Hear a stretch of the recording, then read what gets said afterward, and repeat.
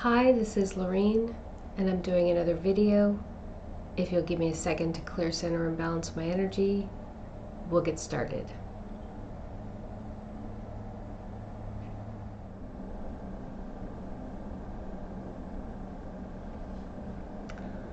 Okay, so I'll just start with a vision I had just in the beginning. So like I said, I clear my energy before and my space before I start the video, and I also do it at the beginning of the video. And in my initial clearing, as I was sitting here, I closed my eyes, and part of the clearing is setting up protection and protective fields. And so and even though I don't do that anymore, I have taken a different direction as far as protection. As I was going through my disciplines, my routines, my spiritual practices, my body fractured. It fragmented itself into little pieces, and it reminded me very much of that scene in one of the Transformers movies. The one, I think it's the Age of Extinction, where the new Transformers would kind of break apart, and they'd kind of do this transmute, change shape, and kind of travel through space. And I'm sure there's an image I can get somewhere that I can put picture in picture to kind of demonstrate that. But that's what I saw, is that I kind of fragmented into multiple pieces and started spreading out across the earth, into the earth, becoming the earth. And so what that message was that we are all, not only are we pieces of the divine, which we carry divine source energy within us, we are divine in that sense. We are fractals. We are parts of a whole. In that sense, we are part of that source energy. But in another sense, we are all part of Mother Earth. We are integrated and infused within every part of Mother Earth.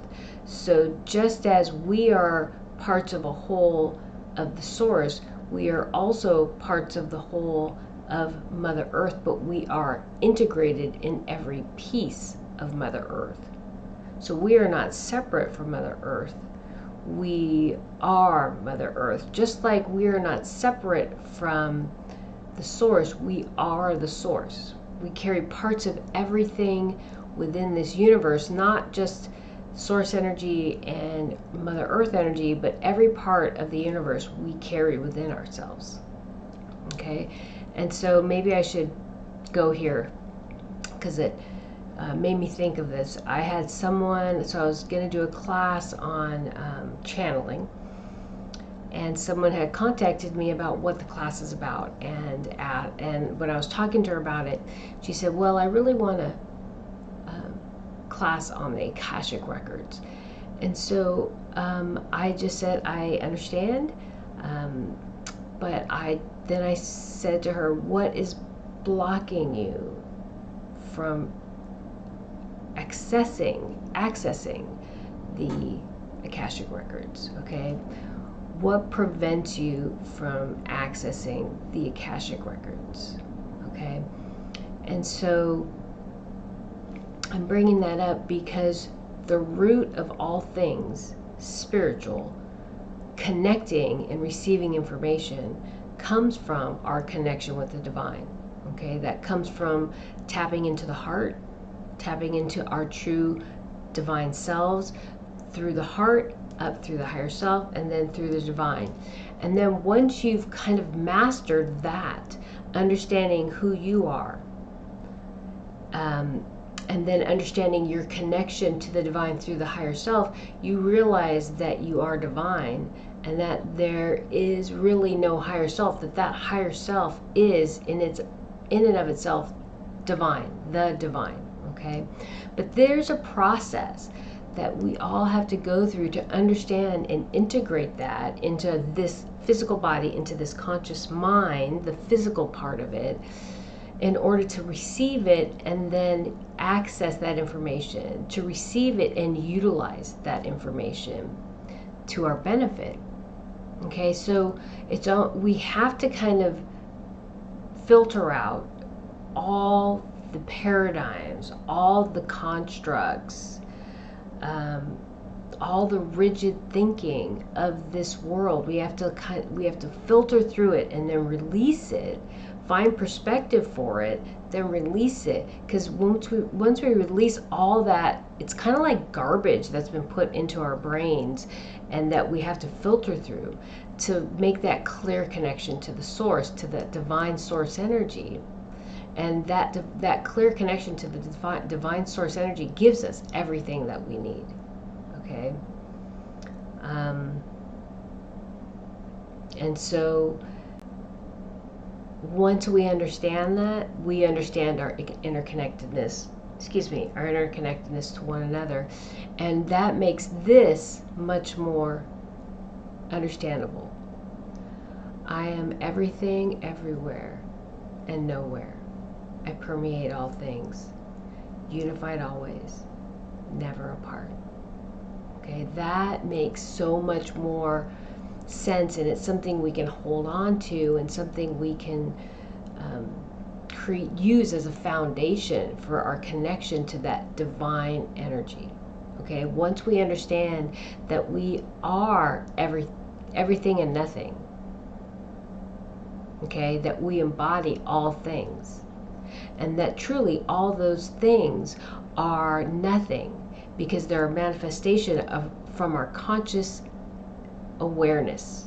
Okay, not even from this conscious awareness here within this body. It's from that source energy, from that void, and we connect to that energy, bring that energy into us through this physical form, and then we manifest from that place. Okay, so it is in a sense from these physical forms, but that source comes through us, that energy flows through us, that consciousness flows through us to create this existence, what we know as this universe, as this world, as this physical person, me, Lorraine, as all the things around me. Okay, that's where that comes from. Okay, creation comes from that place. Okay.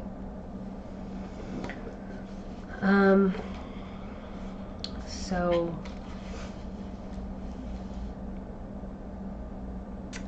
I think last week I said something about how the paradigms that we live within work for and against us. And I can't remember the exact example I gave, but all the constructs can be used in a positive and negative way. It can help us connect us to the divine. It can also pull us away. Okay, and so I'm saying that because I was watching Men in Black 3, and one of the characters used the word coalesce, and I can't remember. It's his name, the character that lives, can access all time, right? Griffin, right? And he uses the word coalesce, and so I'm walking around, and coalesce is stuck in my head. I can't let it go, and so I looked it up to find the formal definition. But this is what I mean when I said in the last video that words, images, thoughts, anything can trigger messages, can trigger any type of information to come in to help me, to inspire me. Okay, it's like triggers. Okay, so coalesce that word kept coming into my mind, so I had to look it up. And the information that came to me after I looked it up was There are no timelines, only possible realities. The universe, the divine, projects possible realities through divine awareness. But once those possibilities coalesce, reality is manifested.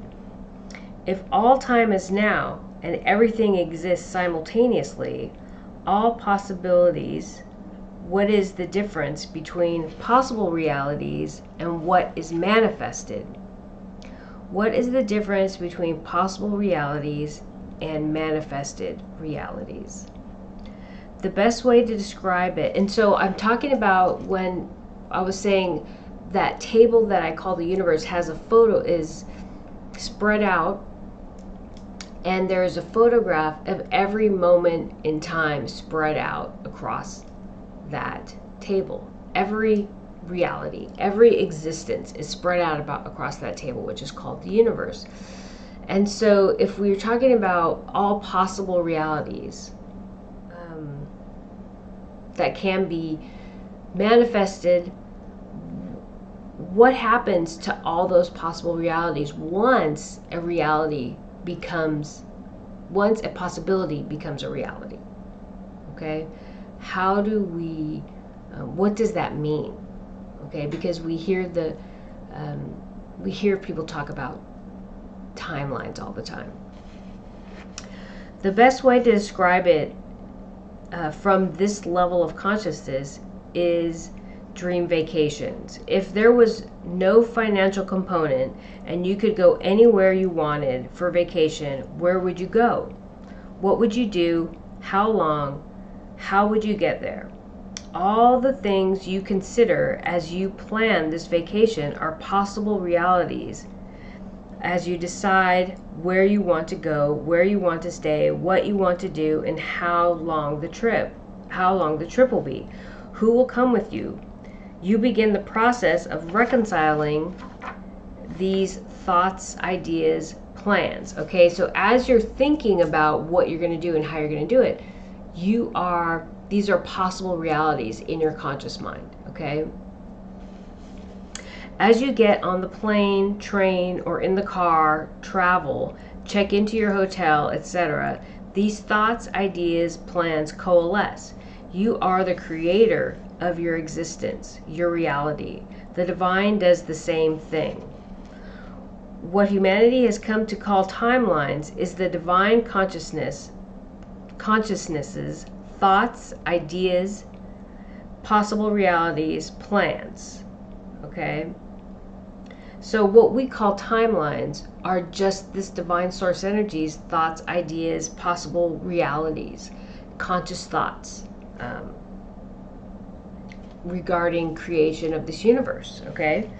Just as you ultimately decide the course of your vacation, the divine decides the course of its reality, its creation, of this iteration of itself. People may try to influence what you do on vacation and how you do it, when you do it, but the ultimate decision is yours. This negativity, cabal, Alpha Draco living from separation, etc., are attempting to influence or affect the will of divine consciousness through the manipulation of what has been referred to as the collective consciousness in the past. This is not possible. This is akin to a child batting their eyes to get what it wants or throwing a temper tantrum. These are attempts to manipulate from this physical plane. This is a low vibration, low level awareness. It does not affect divine will. Divine awareness exists from a completely different place. This low level consciousness, awareness, is contained within a space that has little effect on divine consciousness as a whole. Just like daydreams do not affect our reality unless we act on those dreams and project intention behind them to begin the process of manifestation. Divine awareness exacts a force of intention to manifest the realities it wishes to propagate. Other possibilities just sit in thought or remain possibilities. then fade as the chosen possibilities coalesce. I hope that makes sense.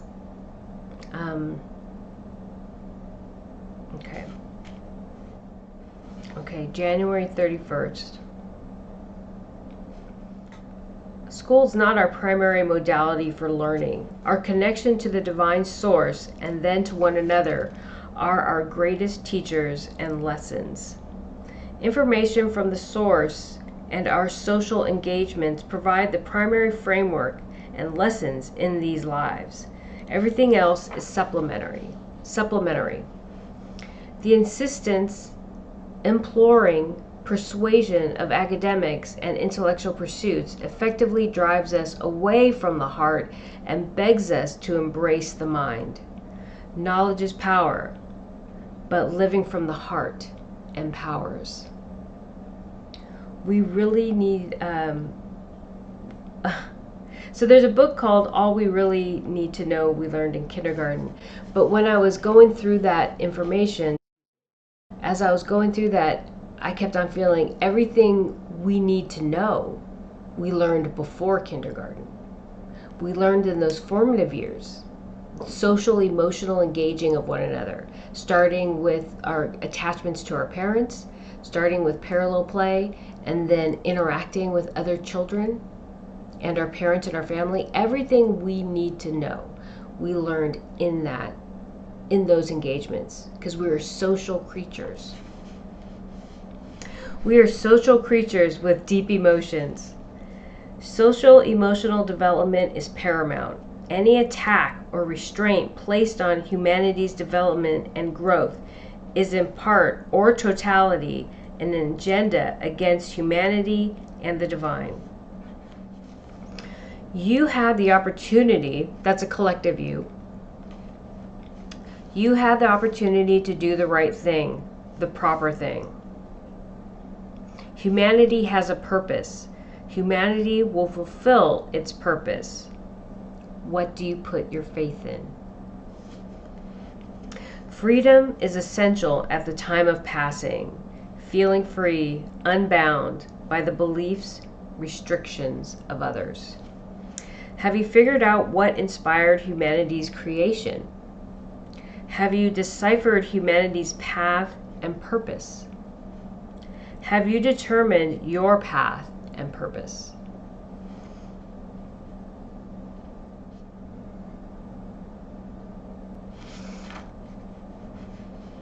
And so those are questions you need to ask yourself, because from my perspective, from where I sit, I have a clear vision of my path and purpose. I understand humanity and humanity's path and purpose from this world. I understand our interconnectedness with other worlds. I understand my connection and this world's connection with the divine. And that is all through my own personal spiritual work. And so each of us have to do the same thing, because we each perceive the world and our existence from a different perspective. Okay? And so it's important that each perspective of each person on this world is honored. And once you understand your path and purpose and your perception of that and this world, you begin to more efficiently and effectively integrate into that interconnected web of existence on this world. And you understand your path and purpose, and you can flawlessly move into that role. And so, and I'll get into this more, but that goes back to that vision I had with me and the four beings, earth, air, water, fire, and ether, all creating that connection between earth and the universe and the cosmos and Mother Earth, and the integration between each other and Mother Earth, and that interchangeability. Okay? That is something that we will all access. And so I'm pretty sure, I don't have an exact recollection of what's in my journal for this week, but I think that's discussed in here. And so these are notes from the January 27th. I don't know if I forgot them to read them. I don't know if it was something that came to me and I didn't write down, but I still feel like it was important. But I'm just going to talk about it. Oh, I know. They were notes that I wrote on a piece of paper somewhere, and it never made it into my journal. And so I just wanted to add that. And so this is a note to the men in the Special Forces. I have explored, delved into the deepest recesses of the consciousness, the deepest, darkest places, and found your way back. This is what was asked of you. Your knowledge and wisdom are invaluable. What will you do with that wisdom? You are blessed. And then there's a quote that I've posted, I've put in the video or in the description many times from Thucydides, who lived 460 BC to 400 BC. Thrive to be a warrior and a scholar. Be forged by fire and tempered by knowledge. If not, you will lack the courage to fight for your ideals, or lack ideals worth fighting. Life is too short to be little. Man is never so manly as when he feels deeply, acts boldly, and expresses himself with frankness and fervor. A warrior must be a scholar. The society that separates its scholars from its warriors will have its thinking done by cowards and its fighting by fools. Again, that's not my words. That's Thucydides. Okay, so February 1st. So my dad had dementia.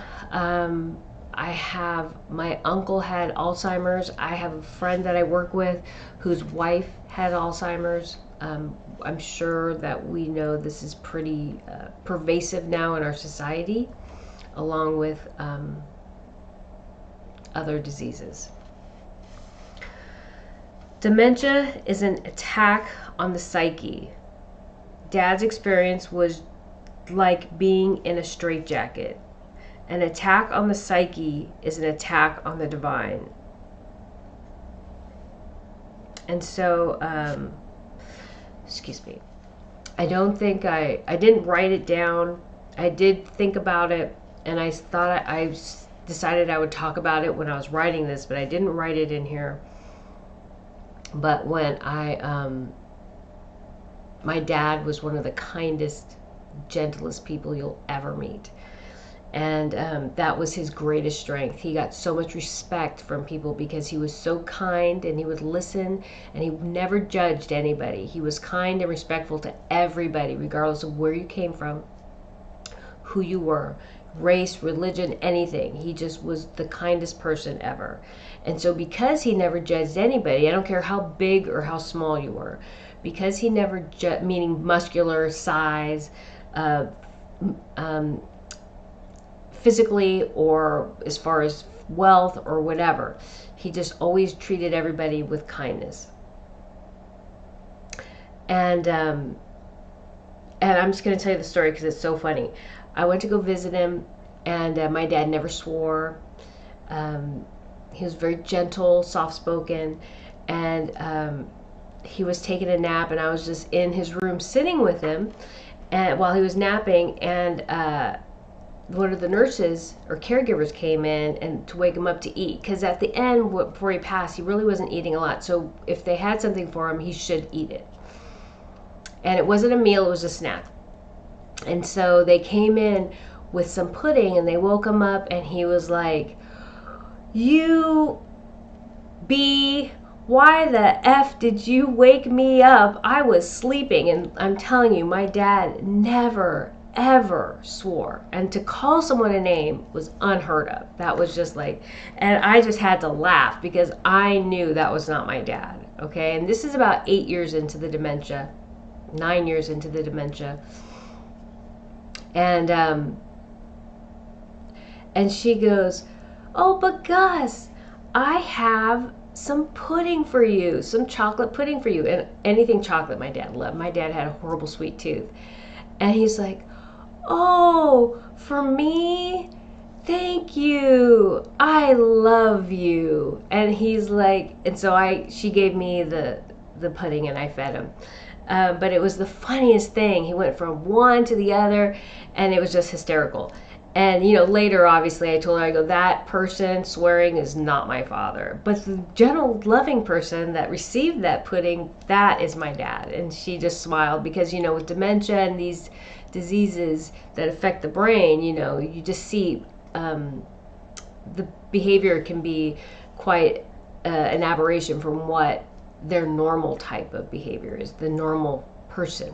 So anyway, my dad, so I would communicate through telepathically with my dad, and I would always send him love and set up protective fields and just I was always working with his energy while he, even though we were separate, because he lived in California and I lived in Washington. But when he passed, I was very sad because I wouldn't see him anymore physically on this plane, but I was happy because he was released from this prison that his body had become. Because my dad was completely ambulatory, he could walk, he'd do everything that he needed to when he, even after he was diagnosed. And the reason why he had to go into memory care is because he was so ambulatory and he would just sneak out of the house and he would get hurt, fall or whatever. And but as he progressed and as the brain started to diminish, his capacity started to diminish, he ended up on a walker, then he ended up in a wheelchair. And he just really, his whole body was when I tried to move him once and put him in his bed, his body was literally so rigid, it was like a branch. And it was very upsetting when I was trying to help him get into bed one day, to feel that rigidity within his body. And so when he passed, I felt like that it was a blessing for him because now he was released from that prison that was his body. He didn't have his mind, he didn't recognize anybody, and he was completely physically incapacitated. But when I would connect with him after he passed, I thought he would be this really, angelic, so happy. And what happened was there was this, when I see this negative energy and I try to wrap them with love and light energy, they fight against it and they're just kind of writhe back and forth and they're screaming. And that was very much how my dad's energy was, just writhing back and forth and screaming. And I feel like just this week I got this message because I didn't understand it. It was super upsetting for me to connect with my father and have him be like that. And it took about 6 months for that to clear out. But within this disease, and what happens as the mind starts to break down, this is spiritual, this is information I'm getting spiritually, energetically. There are attacks that happen because now he's become vulnerable. And even though I'm setting up protective fields around him, his trauma of looking in the mirror and not recognizing himself, his trauma of me walking up to him and him not knowing me. And I used to sit with him for hours and I would show him photos of him from 5 and even I had a couple toddler photos of him up to present, reminding him who he was and who I was. For a while that worked, and he would remember. I could trigger his memory, but at some point that didn't even work. That he couldn't even recognize me, even if I reminded him. It was just nice to look at the photos, right? And have somebody there with him. And so that inability to connect with the world around you in a way that's familiar, because you've lost that capacity, because your brain has been disintegrated or degraded so much that it's a severe attack on the psyche of the human in the physical form. And when he passes, there is a period of transition that happens. And when you get to that state of diminished capacity, it is the soul has to go through a process of reintegrating itself with the divine and releasing the emotional connections to those experiences. Okay, and so I can keep talking about that, but I really don't want to do that, because it's really not the focus of this video. But it's important to note that what's happening physically with all the diseases that we're experiencing, it's not only an attack on the physical body and the mind, it's an attack on the consciousness that we have to carry and deal with after we pass. Okay, so, and therefore, because it's an attack on our consciousness, it's an attack on the divine source consciousness. Okay, so an attack on the psyche is an attack on the divine. This world has experienced many attacks. This can make one defensive. It is more important to approach this paradigm from balance rather than from a defensive or offensive posture. Both will empower the darkness, not diminish it. So when we acknowledge these types of attacks from this negativity or from this unbalanced place, the best way to approach it is from balance. We can't become angry or resentful at this behavior. We have to embrace the possibilities of what could cause such an attack and surround it with love. And that creates a buffer. Okay, it creates a buffer and prevents it, in my feeling is, from attacking others or reaching others. And also it starts to, just the same way the negativity tries to attack me and to the point of making me angry or resentful in some way, to diminish my light, to diminish my internal light. When we surround this negativity, this unbalanced energy, with balanced energy, we diminish its capacity to spread more imbalanced energy out. Okay? So we empower ourselves and the source energy from a place of balance. So then I had a vision. It was very... I was laying on the couch, I think, and I opened my eyes, and I just saw an apple and an orange sitting on what looked like a couch. And I was like, wow, that is very weird. And the first thing that came to me was apples and oranges. So you always talk about things being different. Things, it's like apples and oranges, different. Apples and oranges are not the same, right? They're different. And so that was an expression when I was a kid. I don't know if anybody uses that anymore, but that's what first came to mind for me. And so I had to look up what the possible meaning, if there's a spiritual meaning for apples and oranges, right? And so I found this one article. It's actually called Apples and Oranges, and it's on a website called What Does It Mean to Serve God? And I'll just do a picture-in-picture, but I'm just going to read a little bit of it because it was very profound.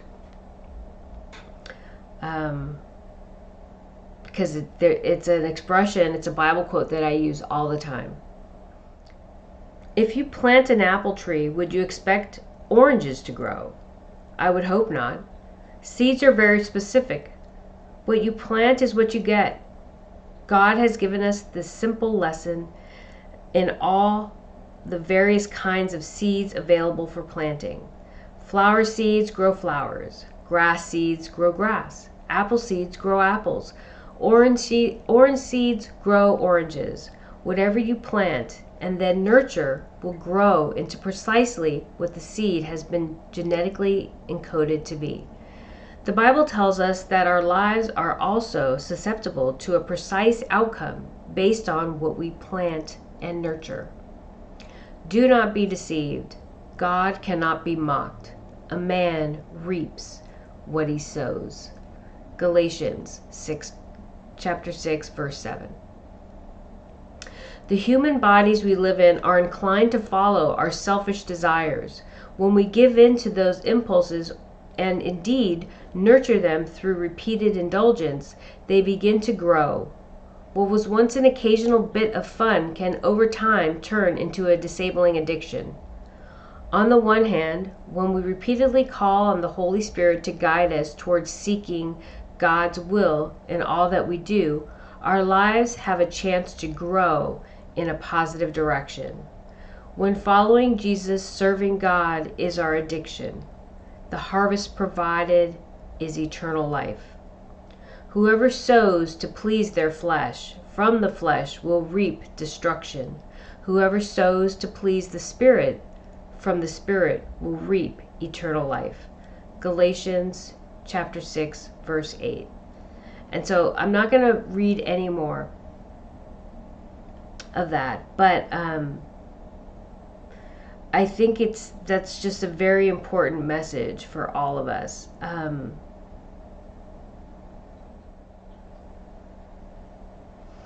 And so the next note I have for myself is, talking about apples and oranges, the connection I made was, this is an extension of last week's video where I talked about the water rising.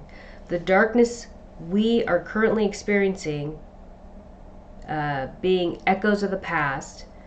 The resistance to change is what creates calamity, catastrophe, cataclysm. This is where we are. We are reaping what we have sown. So that quote that I had said last week about what we're experiencing right now, the darkness are echoes of the past. This is past energy that's petering out. And in addition, the resistance to change will be what creates the calamity, catastrophe, and cataclysm, which I felt and I've seen in my visions. This is where we are. We are reaping what we have sown. What you have sown through your words, actions, and intentions.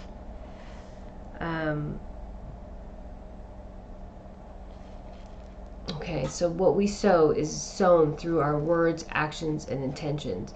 And then also what came to mind is I had that vision, I think it was a year, it might even be 2 years ago by now. I'm not sure, but I was walking to the bus stop at work, to go to work. And must have been summer because it was just dusk. The sun was just coming up. And I crossed the street and I start walking up to the sidewalk to the bus stop. And this crow flies and it's in the tree and it's jumping from branch to branch as I walk up the sidewalk. And it's cawing. So much so that I stopped and I looked at it. And I was like, what is this bird doing? And as I started walking again, it started jumping through the tree along the side of me. And right at the bus stop, there's a building and there's a walkway. So it's kind of like the walkway. So anyway, there's a protrusion. The building stands out. It's at a corner, and the bird is sitting on the corner right here. And it's cawing. And I look at it and I'm like, wow, this bird has got something to say. And it jumps off the edge, flies down around my head, I would say within at least 3 feet of my head, and then it cuts really tight and it goes back and it perches itself back up on there. And it's cawing the whole time. Flies, and so it's back up there, and then it jumps off the second time. 3 feet above my head, cawing the whole time, goes back up on there, sits there for a second, jumps off, third time around the top of my head, and goes back to that perch. And it's cawing the whole time. And I'm just like, wow, okay, now there's got to be something. It's trying to tell me something. So I just closed my eyes for a minute, and what I saw was a vision of what was Dresden. I would say, like, after the bombing of Dresden in World War II, I saw just total destruction. I saw these tall spires like buildings, tall pointed tops, and everything was burned, and so those were the only things standing up, and then everything else was burned and just demolished. And that was in the foreground, but in the background was this beautiful, lush world. It was like the most beautiful hike I could ever go on. I love to hike. But this world, like everything was green. There were ferns everywhere. There's these huge tall buildings, tall trees. There's butterflies flying everywhere. There's birds. I can see the sun. Like all this vegetation, all these creatures, like insects, animals. Now they're not like all around me, but I can feel just this lush ecosystem that's completely in balance. And I'm just like, oh my God, this is the most beautiful thing ever. And so what that told me was there was destruction coming, but there would be beauty that followed. And so as you reap, so shall you sow. So will you be part of the destruction, or will you be part of the healing? Okay. And so that doesn't mean that you're going to be living in rubble. It means that there are, I've talked about a divergence of the collective consciousness, and those who have chose this material plane, this unbalanced way of living, will move through the destruction, will be moved to a world that is at that 3D level, because they're just not ready to move to the 5D level. They're not ready to release the negativity, the imbalance, the idea of separation.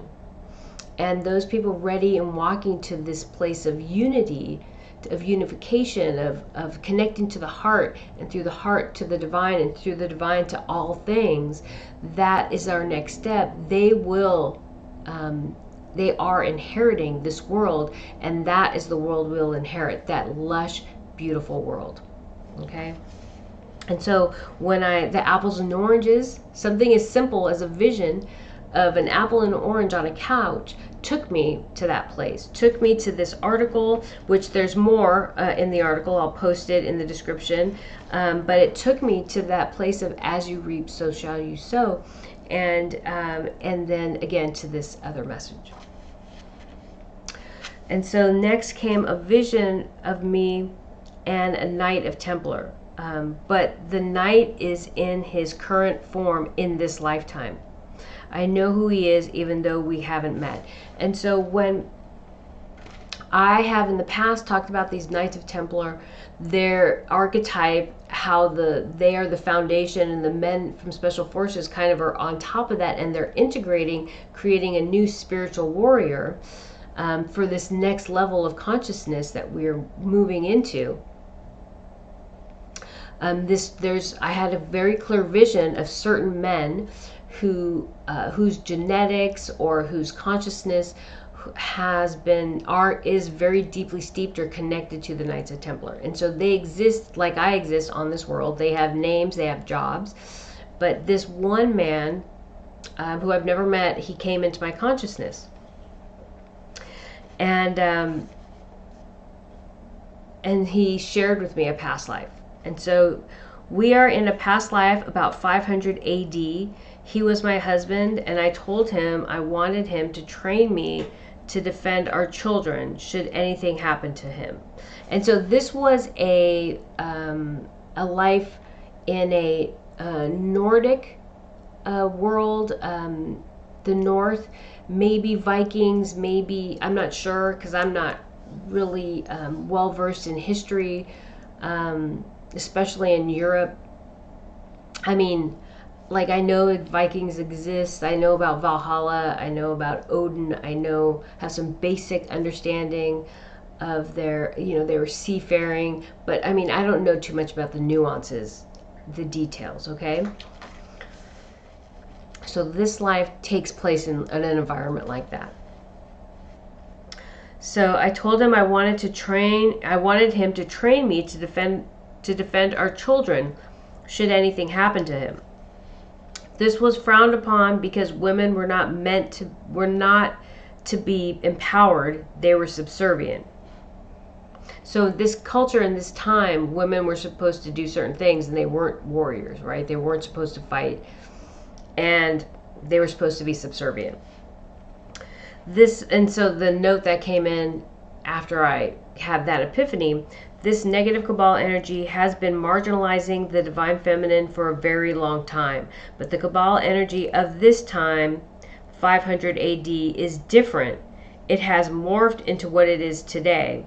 It has adapted to changing circumstances and needs. Okay? And so this negative energy from a place of imbalance even existed at that time, but just in a different form. But as time goes and people change and cultures change and needs change, that negativity, that imbalanced energy changes and adapts to maintain its control. Okay?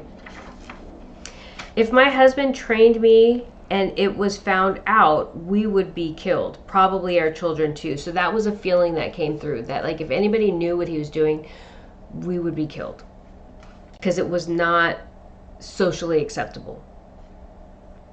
I was adamant about it because if he was dead, we would have little or no chance to survive. Okay, so I was thinking of, I feel like there's a lot of attacks, and I felt like in order to protect my children, should something happen to him, I would have to be the next line of defense. So I needed to have skills. He eventually trained me in secret. And so what's funny is this is so me. Like my whole life, even in this life, I always stand between the threat and whatever it is I'm trying to protect every single time. It's just my nature. And it's something that is so ingrained in me that I don't even think about it, right? Even as a 5-year-old, I used to do that. And my oldest brother was 8 years older than me, but nevertheless, I would stand between him and my 2 other brothers. And I had a brother that was 4 years older than me, and I was the one standing out there. So, anyway. So he did eventually train me in secret. Did I ever use my skills? I don't know. At its essence, what was being shared with me was the trust that we had, the unbreakable bond of this divine masculine and divine feminine couple, honoring one another and their family unit. And so that was the main message for me, from him to me, is how deep that bond was between us, that divine masculine and feminine, and the trust that we had. Because I couldn't use those skills unless I knew he was dead. Because the second I used the skills, we'd all be killed. So I couldn't go out and like beat up one of the men who maybe was acting inappropriately or did something I didn't like, or a woman or anybody. I couldn't show what I was capable of. It was only to use to defend our children. And if I think about it now, like my temper is such that like I'm always wanting to defend, and the people who are weak or don't feel like they can defend themselves. So to teach me skills like that, I have to really have myself in check. And I can't imagine that part of me, it's so ingrained in me, didn't follow me through my lifetimes. And so I feel like there was some risk in him doing it, and he must have known me very well, because I feel like this was something that was discussed over a long time, and that there were very clear parameters set up around what would happen, how it would happen, and how it would be used. But and then it goes back to trust in our relationship and the strength of that relationship. Okay, additionally, this spoke to me about where we are in the divergence of the collective consciousness. This person's soul energy I have never met reached out to me, connected, and shared a past life memory. He woke up a part of me. Last week I said something about myself and the 4 large beings being rooted in the earth and connecting to the sky, integrating with Mother Earth and being interchangeable, the 5 of us.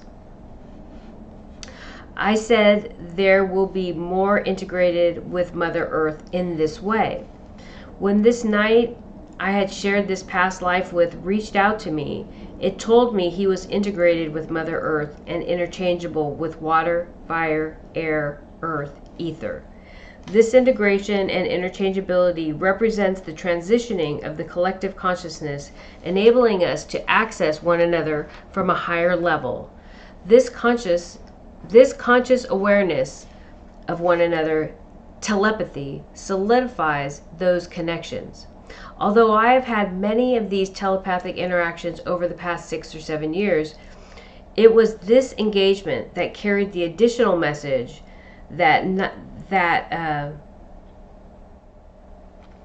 so it was this engagement that carried that additional message. The story the knight told me, our story, reminded me of it. That specific communication was an indication of the reintegration of the collective consciousness at the 5D, for lack of a better term.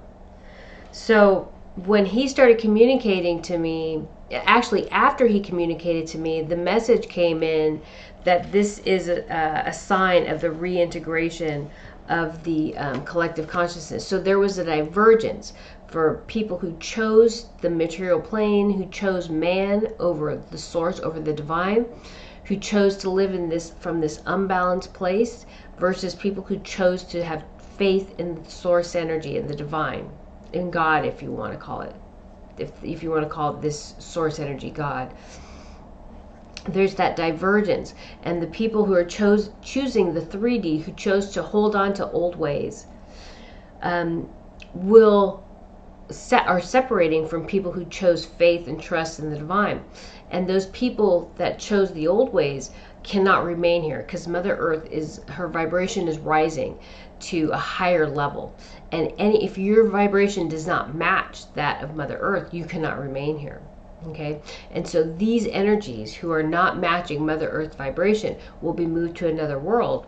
Okay, so they will pass back to the light, and they will return and be reborn on a world that is at their level of consciousness, that's appropriate for them and they will repeat this cycle until they are ready to transcend to the next level of consciousness. And I've said that would be in the Cepheus constellation. Okay, those who are transitioning, who are transcending, will remain here on Mother Earth, and they will be rewarded with this Eden-like environment, this world that I described in the most beautiful hike. Okay, when I was talking about that vision I had, that was like the most beautiful hike I could go on. Okay, so 2:4, that's today. So Revelation 14:6-12, the proclamations of the 3 angels. So I was watching a documentary on Noah's Ark, and it was talking about the parallels between the messages that Noah had sent before the flood and then the proclamation of the 3 angels. And I was on the fence whether or not I wanted to talk about it, but I'm just going to mention it. I'm just going to talk about it real quick. I'm going to read this. The 3 angels. Then I saw another angel flying in midair, and he had an eternal gospel to proclaim to those who live on earth, to every nation, tribe, language, and people. He said in a loud voice, "Fear God and give him glory, because the hour of his judgment has come. Worship him who made the heavens, the earth, the sea, and the springs of water." A second angel followed and said, "Fallen, fallen is Babylon the Great, which made all the nations drink the maddening wine of her adulteries." A third angel followed them and said in a loud voice, "If anyone worships the beast and its image and receives its mark on their forehead or on their hand, they too will drink the wine of God's fury, which has been poured full strength into the cup of his wrath. They will be tormented with burning sulfur in the presence of the holy angels and of the Lamb. And the smoke of their torment will rise forever and ever. There will be no rest day or night for those who worship the beast and its image, or for anyone who receives the mark of its name. This calls for patient endurance on the part of the people of God who keep his commandments and remain faithful to Jesus. And so these are just the warnings, that judgment is coming. And I feel like the visions of the water rising, I was talking about how calm it is on top and how it's really tumultuous underneath, and how fire burns even underwater. And I just feel like we're coming to a time where whatever is going to happen is going to happen. And so I was so drawn to watch the documentary, and this, whenever I was watching it, like, I had goosebumps like all over my body, and that's an affirmation. And so it just tells me that I should mention it. And I'll put the link in the description. But it's a 4-part series, and the first part I think everybody should watch. And it's not so much about the Bible, but it does talk about the geological evidence of a flood that covered the whole planet. And I think that's something that's very important for people to note. And then Revelation 14, chapter 14, verse 15. And another angel came out of the temple, crying with a loud voice to him who sat on the cloud, "Thrust in your sickle and reap, for the time has come for you to reap, for the harvest of the earth is ripe."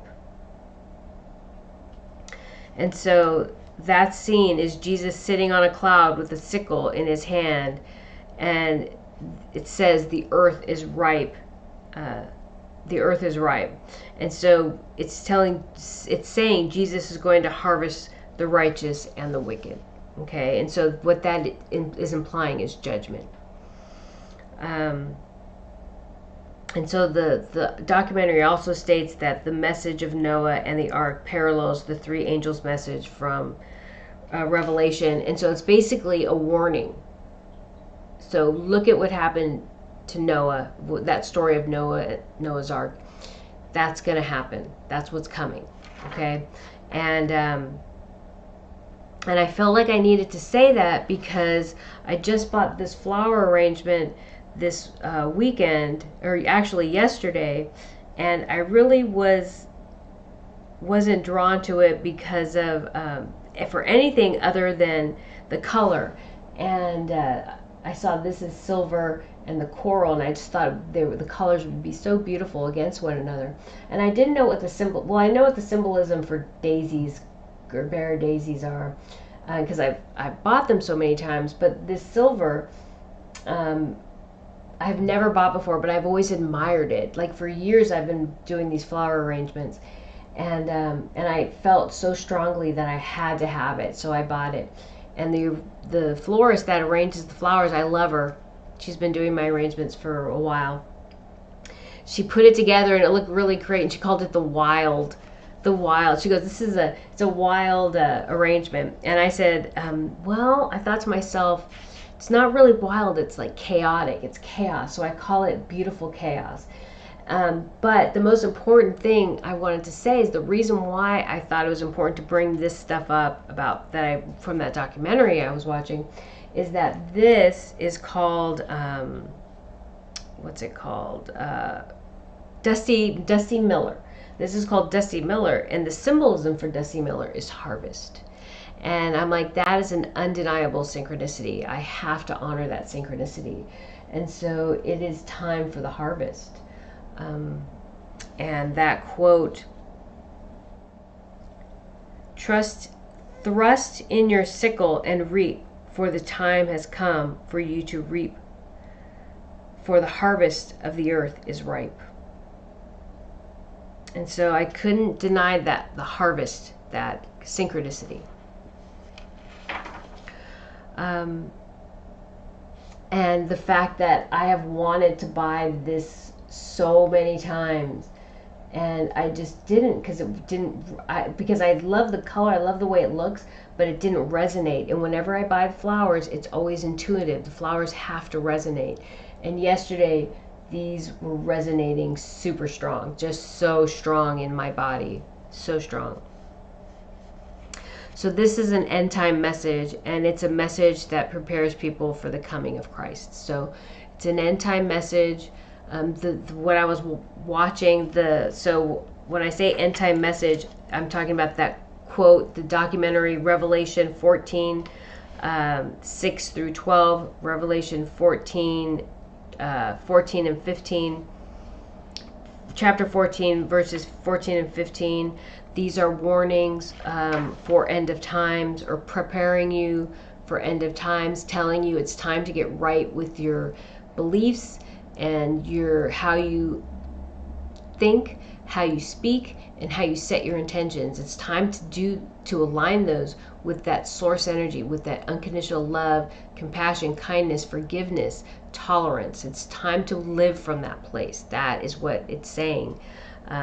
It's an end time message, and this is to me, buying this Dusty Miller is the synchronicity that verifies that. And so they also talked about some other stuff. They talked about a Day of Atonement, and they talked about how, and it's Daniel 8, chapter 8, verse 14, and they talked about how when Noah, when the flood eventually abated and they were on land, that he sacrificed a lamb to atone for his sins. So you would connect with the lamb and you would transfer your sins to the lamb and then sacrifice the lamb and release those sins to be transmuted, right? So now you're pure again. So when I was watching that, I was like, that's so I believe the Bible being translated 400 to almost 500 times has been manipulated, and so I only take the best parts of it. I don't believe God is to be feared. I don't believe God punishes. I believe the divine source is to be honored, and that desire to share love, compassion, kindness, unconditional love, tolerance, forgiveness is an important message, to embrace those people who are suffering and help them heal, not judge them. And I believe that we are all accountable for our sins, and we cannot transfer those sins to an animal, and that to kill an animal, to sacrifice an animal is not okay. That is something that's about as to kill an animal, to sacrifice an animal, and think it's atoning for your sins, to me is no different than trophy hunting. But I do honor that we live in physical bodies that require food and sustenance, and protein is difficult to get from vegetables, and that we do at this point still eat animals, and that in order to do that properly, that we would embrace something more along the lines of the way the Native Americans used to honor the animal, the hunt, before they would hunt, how they would honor the animal before they would kill, after they would kill, and how they would use every part of the animal and not waste it, and thank Mother Earth for providing sustenance, warmth, shelter through that animal, right? So the intentions that they set in their day-to-day living, through their culture, through their beliefs, makes that killing, in my opinion, necessary and not sinful. Okay, they're not just killing it as a means to alleviate their responsibility and their accountability. The Native Americans would kill the animal feed themselves, to keep themselves warm, to shelter themselves, okay? So I think that's important to note. So in the days of Noah, the righteous chose the ark and faith. The others chose the flesh and man. And so that's what we're dealing with now. And I'm going to use the example of an illness that we just experienced, that many people were afraid of. Did you put your faith in God, the source, and in its ability to heal us, or did you put your faith and trust in man, in a mask, in a shot? Okay? That's not to say that if you chose that you're going to remain in the 3D. That just means there were a lot of people who imposed their beliefs onto others. They were oppressive, they were judgmental, they were calloused and cruel. They said, if you don't do what we're doing, you're a bad person, you're risking our lives. Well, I put my faith in the source, in the divine. And the fact that I'm being judged for that, I allow you to be that person, but you're not part of my life. You're not part of my existence. You're not part of my belief system. That's not right. I have to honor what people believe. I have to honor what people feel. Okay? I need to honor whatever they're going through. But I don't, just the same way I don't feel like I have a right to impose my beliefs onto someone else, they don't have a right to impose their beliefs onto me. And so those people who were very adamant about what they felt everybody should do and tried to impose that on them, that's a problem. But I know many people who chose to follow that path, who did not have that type of aggressive attack. Now, beliefs, words, actions, intentions are going to determine our path and that divergence of the collective consciousness. And I'm not to say whether people with a mask or who chose to have a shot are transcending or not. I believe that only the source knows that. Only the divine knows that. And I just know that I chose to live from my heart, and I chose to have faith and trust in the divine, and I followed divine guidance, and I walk my path and purpose from that place. And I will continue to do that. And I'm only here to send the message that there is a divergence in the collective consciousness. I just use that as an example of how the differences in how people think and how they react to a situation, and what may have motivated those choices, okay? And how they may have consequences, but I don't know what those consequences are. The source knows what those consequences are, and those consequences are based on our individual words, actions, and intentions. Okay. So in the days of Noah, the righteous chose the ark, ark and faith. The others chose flesh and man. This was a divergence, which is exactly what we're going through now. We all have a choice. Where have you put your faith? Let me see what else comes. So as soon as I closed my eyes, I had this energy, and I guess because I was watching this documentary, they had all these images of God, right? And so this image of this godlike male just kind of steps forward and just kind of hits me, and I kind of break in half, though, like pixelating. I'm thinking of that movie with I can't remember what it's called. It's an Adam Sandler movie about the invasion of the world by this video game. It's a video game thing. But I just see this, that I'm split in half, like this pixelating like they had in that movie.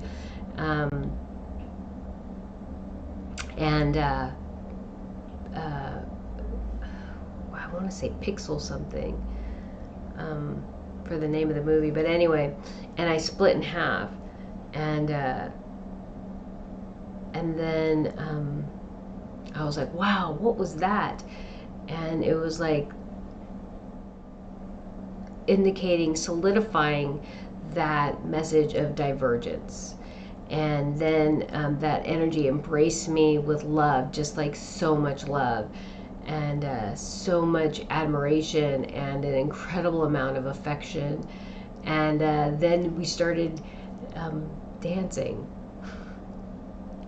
which I thought was interesting. But it was not a, it was a celebratory type of dancing. And it was wonderful. It was wonderful. It was like a party. And so it's telling me this divergence will bring us to this place of joy. Pixels, that's the name of the movie, Pixels. Give me another second. And so he's just saying no more.